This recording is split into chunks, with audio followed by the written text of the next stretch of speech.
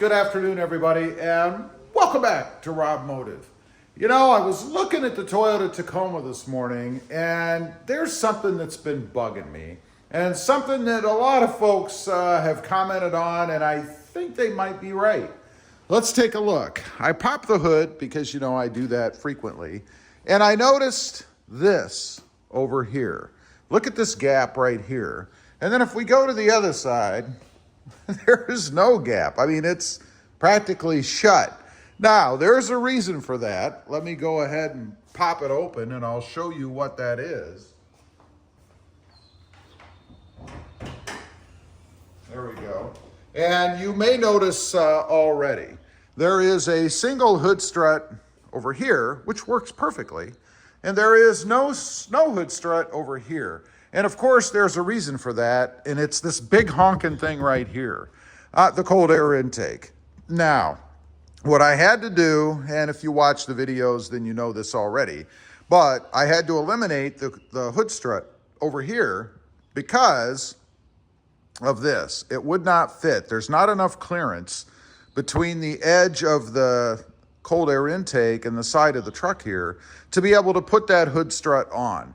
That means that this hood strut, it wants to go, right? When you pop the hood, it's ready to put the hood up. That's what they're designed to do. This side says, wait a minute, buddy, we got nothing here to help us out, and it stays down. That's why we have that gap over there. Now, the gap is not really the problem. I mean, who cares if there's a gap, right? The concerning part is the hood itself that's distorted, if you will. It's that the passenger side is lower than the driver's side because of that hood strut. Now, it wouldn't be a problem, I don't think, if you rarely open your hood. And let's be honest, unless you do your own maintenance or maybe you have a YouTube channel, I don't know, you're probably not opening your hood as frequently as I do. So, when I open the hood, it's in essence putting weird stresses on the brackets because this side wants to push and this side has nothing to help it. My concern is that that will, over time, distort the hood. Maybe bend the hinges a little bit, maybe make something off. There's nothing worse. And you know, I've done videos on the truck looking at the seams, the gaps, all that stuff, because I noticed that kind of thing. And if you're particular about that, then having a hood that's off because of something that you did is not acceptable. So I have a couple of options. One, I could eliminate the hood strut altogether, go back to this crazy thing, which I don't like. That's not something that I'm going to do. It is an option, but it's not something that I'm going to do.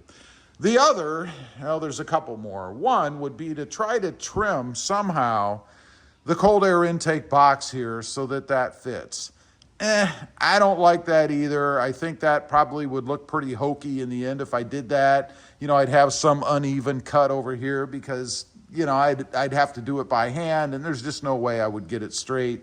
I might even potentially have to cut it enough to give me clearance to actually get into the interior of the box. That's something else I don't want to do. I don't want to create another air void over here. I want air going in where it's supposed to go in. So that brings me to the third option. The third option, the only option in my opinion, is to replace the cold air intake with something else. Now, that's not necessarily a bad option because I do like to try different things out. You know, I think I get a little bit of sound out of this, but it's kind of hard to tell because I do have the louder exhaust on the truck. So honestly, when I'm driving down the road, that's really what I'm hearing. Do I get any more power out of this?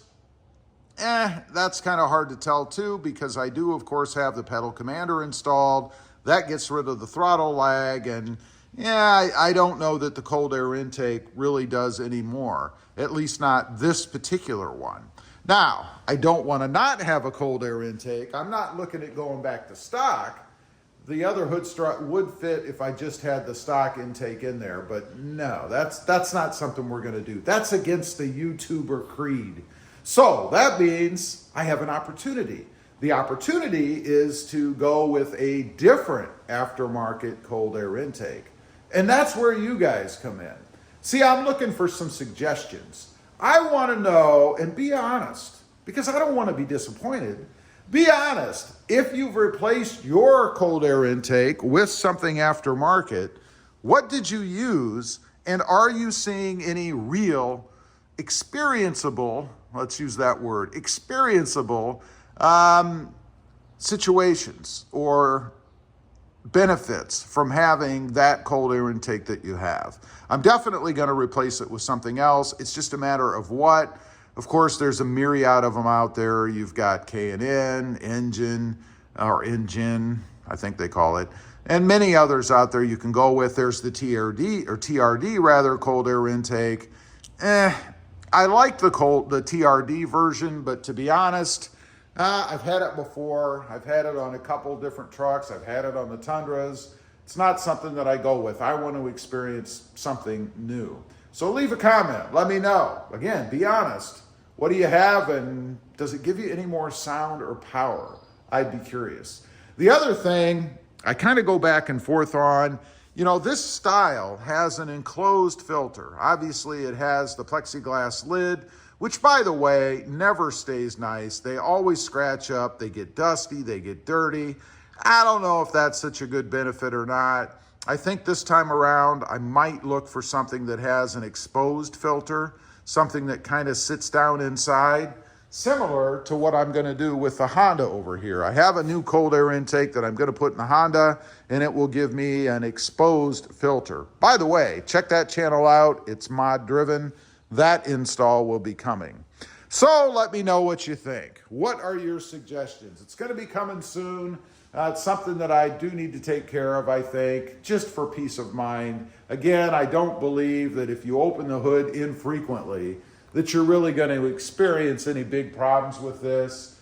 It's just not enough to cause any big issues, but I do open the hood frequently myself. So, also, real quick, as mentioned, I do have 2 additional channels.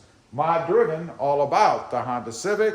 Lots of mods and things over there. Cool stuff that I've really never done before, because I've really never done many mods on cars except for the Mercedes, and I didn't do a whole lot on that.